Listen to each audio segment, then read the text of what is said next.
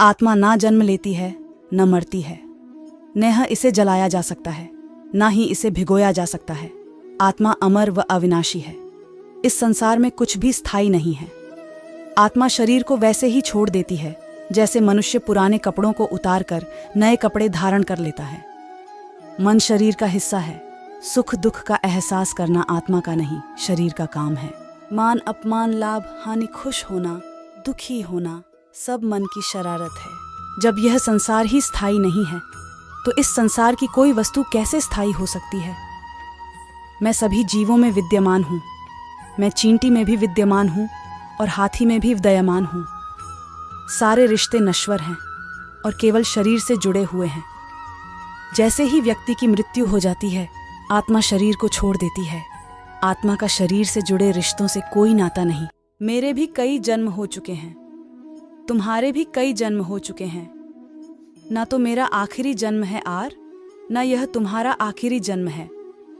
वर्तमान परिस्थिति में जो तुम्हारा कर्तव्य है वही तुम्हारा धर्म है। धर्म व्यक्तिगत होता है। मैं किसी के भाग्य का निर्माण नहीं करता, ना ही किसी के कर्म फल में दखल देता हूँ। व्यक्ति या जीव का कर्म ही उसके भाग्य का निर्माता होता है।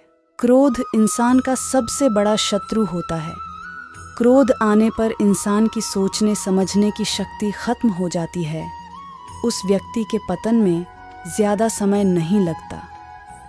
व्यक्ति कर्म करने से कभी छुटकारा नहीं पा सकता है। इसीलिए तुम्हें हमेशा कर्म करते रहना चाहिए, क्योंकि कर्म के बिना तुम्हारे शरीर का निर्वाह भी नहीं हो सकता है।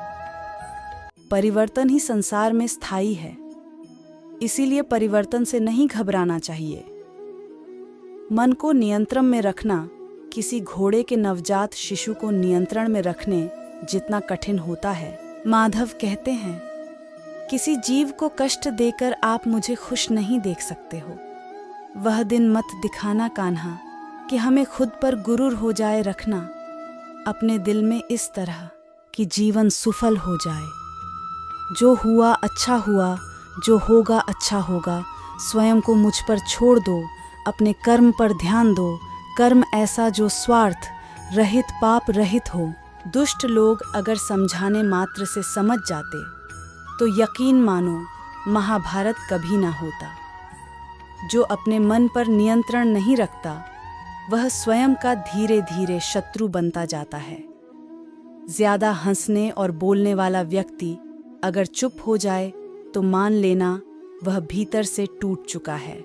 जिस व्यक्ति के पास संतुष्टि नहीं, उसे कितना भी मिल जाए वह असंतुष्ट ही रहेगा। जिंदगी में सदैव अवसरों का आनंद लेना चाहिए, लेकिन किसी के भरोसे को तोड़कर नहीं। प्रेम में कोई वियोग नहीं होता। प्रेम ही अंतिम योग है, अंतिम मिलन है। कभी भी स्वयं पर घमंड मत करना। पत्थर भी भारी होकर पानी में अपना वजूद खो देता है।